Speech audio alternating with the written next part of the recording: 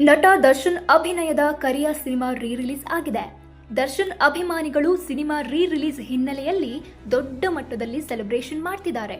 Prasanna theatre ಮುಂದೆ ದರ್ಶನ್ ಕುರಿತಾಗಿ ಹೊಸ ಬ್ಯಾನರ್ ಡಿಸೈನ್ ಮಾಡಲಾಗಿದೆ. ಈ ಒಂದು ಸ್ಪೆಷಲ್ ಡಿಸೈನ್ಡ್ ಬ್ಯಾನರ್ ಮೂಲಕ ಮೀಡಿಯಾ ಬಗ್ಗೆ ದರ್ಶನ್ ಫ್ಯಾನ್ಸ್ ಆಕ್ಷೇಪ ವ್ಯಕ್ತಪಡಿಸಿದ್ದಾರೆ. ದರ್ಶನ್ ಪರಪ್ಪನ ಅಗ್ರಹಾರದ ಜೈಲಿನಲ್ಲಿ ಸಿಗರೇಟ್ ಹಾಗೂ ಕಾಫಿ ಮಗ್ ಹಿಡಿದು ಕೂತಿರೋ ಪೋಸ್ಟರ್ ಹಾಕಿದ್ದಾರೆ. King is always king.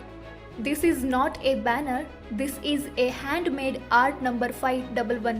Ainri Media, Justice, Dignity, Equality, Peace, ಕೈದಿ ನಂಬರ್ 6016 ಎಂದು ದರ್ಶನ್ ಸ್ಪೆಷಲ್ ಡಿಸೈನ್ಡ್ ಪೋಸ್ಟರ್ನಲ್ಲಿ ಬರೆಯಲಾಗಿದೆ. ಆರ್ಟ್ ಬೈ ಪ್ರಮೋದ್ ಬರೆದಿರುವ ಪೋಸ್ಟರ್ ಪ್ರಸನ್ನ ಥಿಯೇಟರ್ ಮೇಲೆ ಹಾಕಲಾಗಿದೆ.